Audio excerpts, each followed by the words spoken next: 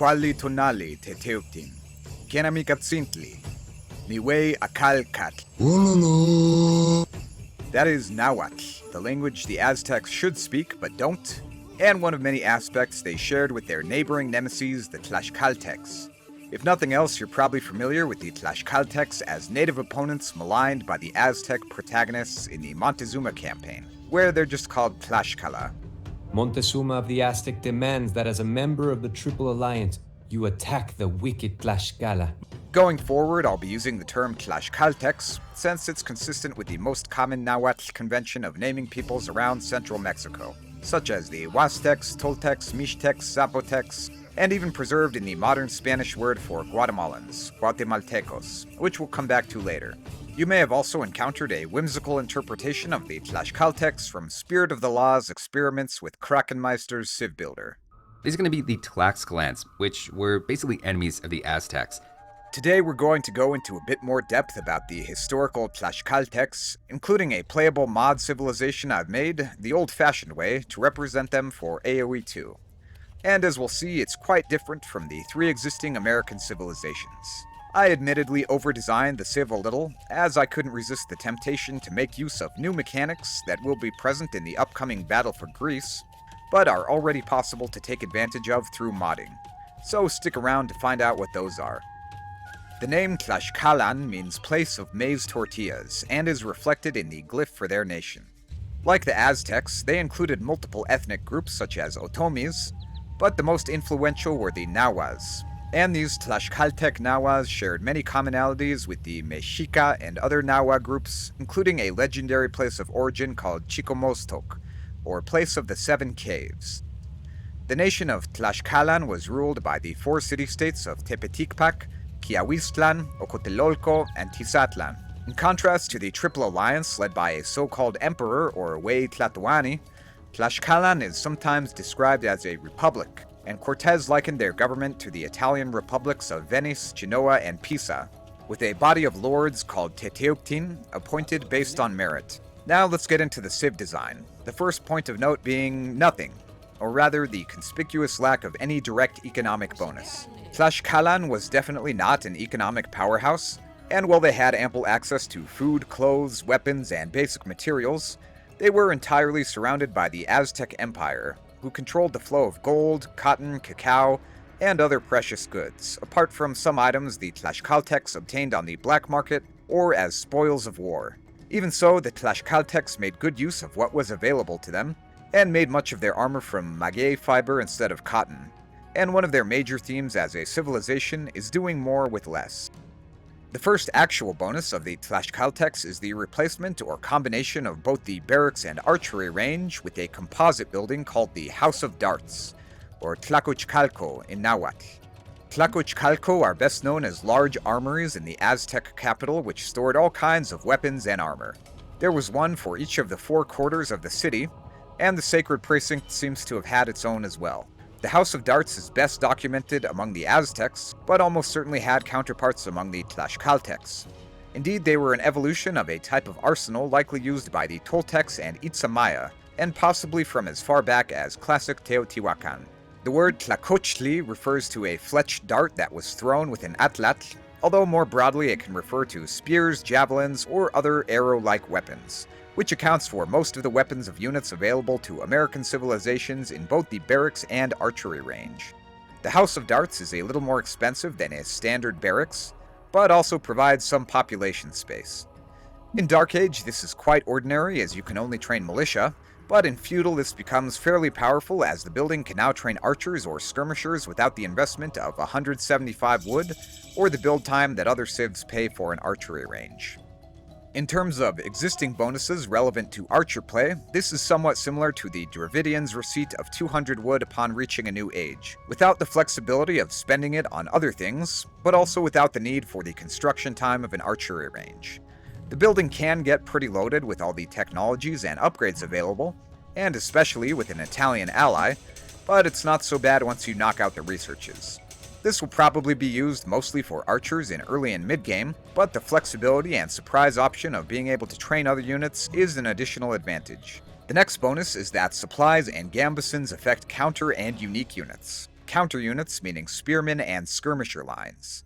This, of course, in reference to their extensive use of spears and darts, their defensive theme, and the cotton, or more commonly in the case of Tlaxcaltecs, maguey fiber armor that was commonly used and was somewhat similar to the old world gambesons. This makes supplies a must-have technology for the Tlaxcaltecs, making their skirmishers and spearmen cost the same in total resources as those units for the Byzantines, but with the savings being entirely in food. Getting gambesons also makes these units a little more arrow-resistant in the Castle Age, and the same is true of their unique units.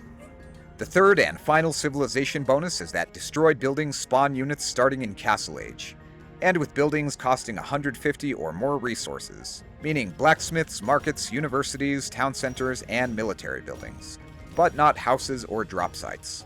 The units in question depend on the building value and are either spearmen, their infantry unique unit, the Tlacoyot, which we'll identify further soon, or a mix of both units. We talked about this idea in general terms in another video, and apart from being a general defensive bonus, it can be seen to represent the resilience of the Tlaxcaltecs in gathering troops to fight back against frequent attacks from their more powerful and highly aggressive Aztec neighbors, as well as an abstraction of Tlaxcaltec ambush tactics, where they would sometimes conceal warriors in pits they had dug for that purpose. The Tlaxcaltec team bonus is that slain infantry units return 40% of their gold cost. This is most useful for the gold-heavy Eagle warriors, and provides a mild incentive to train them after opening with archers. It also helps make Tlaxcaltec Eagles viable in the late game, where they are weaker than the Eagle warriors of any other American civilization. This bonus is in reference to the Tlaxcaltec practice of quickly removing their own injured or slain warriors from the battlefield. There were several reasons for this, including treating the wounded, preserving morale, and presenting an invincible and deathless facade to the enemy, who would have had a difficult time assessing the casualties they inflicted. In the case of slain warriors, it also allowed them to reuse scarce and valuable weapons and armor, which is mostly what this implementation represents. The main Tlaxcaltec unique unit, as mentioned, is called the Tlacoyot, or Tlecoyome in the plural, and means fire coyote, which had a pattern of red macaw feathers to represent a warrior covered in flames. You're most likely familiar with the historical eagle and jaguar warriors, and after them, the most common type of zoomorphic warsuit in central Mexico seems to have been that of the coyote. Among the Aztecs, there are records of a specific yellow coyote suit being worn by warrior priests who had captured 6 enemies. And if you've seen this video, you know how to get Aztec warrior priests. But there are many depictions of other warriors wearing other types of coyote suits among both the Aztecs and the Tlaxcaltecs. So as a unique unit, it represents the more elite Tlaxcaltec soldiers and Teteuctin, or lords. I don't have a fully customized graphic to represent such a unit, so I will be using this hybrid man-at-arms, one of a few highlights of event mods, to depict it. In terms of speed and damage, the Tlacoyot is somewhere between an eagle and a jaguar warrior. It has 2 special attributes, the first being that it resists some anti-infantry damage, which comes in handy against slingers, cataphracts, hand cannoneers, and of course jaguar warriors, against which it does not win, even in cost effectiveness, but it does soften that counter matchup a little. The other ability of the Tlacoyot is that it increases the armor of nearby infantry and archers in a small radius, with other Tlacoyome benefiting doubly. For the standard Tlacoyot in Castle Age, this adds 1 melee armor to generic soldiers, and 2 melee armor to fellow Tlacoyome. With the elite upgrade comes an additional 1 pierce armor for nearby units, and 2 pierce armor for other Tlacoyome. At its core, this represents the Tlaxcaltec chiefs or elites that commanded squads of soldiers. It also rolls in an abstraction of specific shield bearers that were used in central Mexico, whose main role was to defend other warriors. Moving on to unique technologies, their Castle Age tech is called Tlaxcaltec, sometimes translated as Master of the House of Darts, and in both the Aztec and Tlaxcaltec armies was a very high military rank similar to a general. At some point in the definitive edition, a Tlaxcaltec commander named Xicotencatl, who likely held the rank of Tlacochcalcat, was added to the list of Aztec AI names. Rather than a standard unique technology researched at the castle, this is an upgrade at the House of Darts that individually upgrades the location that researches it, although it doesn't become available until a castle is built. The upgrade is quite powerful and allows the House of Darts to fire javelins, garrison units, work faster, and has an aura that makes nearby House of Darts units attack 15% faster. And yes, this is mostly what I was referring to earlier, that the Civ was overdesigned for the sake of a new mechanic. The upgrade is affordable, but is limited to one for each town center you have, to symbolize the main arsenal for each city or quarter, and to prevent spamming of this powerful building. The research at individual buildings rather than the castle can also be seen as a reference to the more localized governance of the Republic of Tlaxcalan. Their Imperial Age unique technology is called Tocniwan in Castilteca, or Castilian allies. The vast majority of Spanish conquistadors were from Castile, and came to be known to Nahuatl speakers as Castilteca. While the Tlaxcaltecs bore a hatred towards the Aztecs due to their frequent attacks, including the Flower Wars, they were not quick to ally with the Castilians, whom they initially perceived as yet another group of hostile outsiders, as with others who had come from beyond their borders. Their early encounters involved two major skirmishes, after which the Tlaxcaltecs realized they ought not be too picky when choosing friends, much to the relief of the conquistadors. The two sides eventually joined forces, and the Tlaxcaltecs comprised the bulk of the Spanish-led force that conquered the Aztecs, in a role that is usually understated, whereas the impact of Spanish steel and gunpowder, while important, are almost always overstated. The Tlaxcaltecs provided essential military, logistical, medical, and other forms of support, and on at least one occasion, saved the life of Cortez himself after he had been captured by Mexica warriors.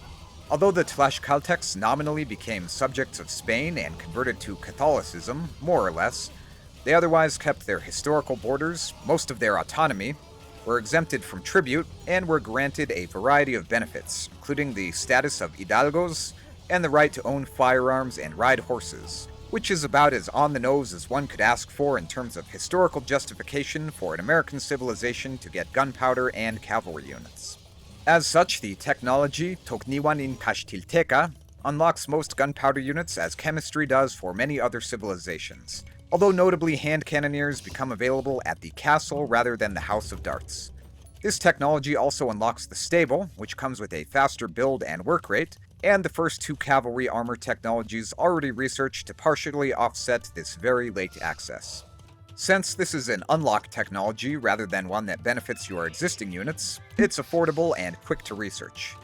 The Tlaxcaltecs only have two stable units, the Scout Line and the familiar Xolotl Warrior as a knight replacement, which in their case can be considered a unique or semi-unique unit in the sense that they're the only civilization that can train it as a result of their technologies, and as such benefits from supplies and gambesons. The Tlaxcaltecs are also the first to access a new Elite Xolotl Warrior upgrade, with stats closer to a Cavalier and the ability to plunder resources from enemy economic and religious buildings, with food taken from town centers, mills, and farms, gold from monasteries, and both resources from markets. Despite the defensive nature of this civ design up to now, the Tlaxcaltecs shared many practices with their warlike neighbors, and took advantage of the Castilian alliance to exact brutal retribution upon the Aztecs, plundering Tenochtitlan alongside Cortez and his men. Many Tlaxcaltecs went on to fight with the Spanish in other wars, including the conquest of the Quiche, Cachiquel, and other Maya kingdoms, and gave us the name Guatemala, from Nahuatl Cuauhtemalan, meaning place of many trees. In the Quiche language, the word for this is the name of the language and kingdom itself, Quiche, many trees. The Tlaxcaltecs also played an important role in the Mixton War and the subsequent Chichimeca War, and as soldiers and settlers in northern Mexico and a variety of other locations. A few even went overseas, mainly to the Philippines. You may have heard of the Battle of Cagayan, which is sometimes sensationalized by AoE 2 fans as an encounter between samurai, jaguar warriors, conquistadors, and more. As interesting as that and similar battles were, that characterization is more than a bit of a stretch. Among many other reasons, because the Order of the Jaguar Warrior died out in 1521 with the defeat of the Triple Alliance, and ethnic Nahua soldiers fighting for Spain in that region would have used Spanish arms and armor.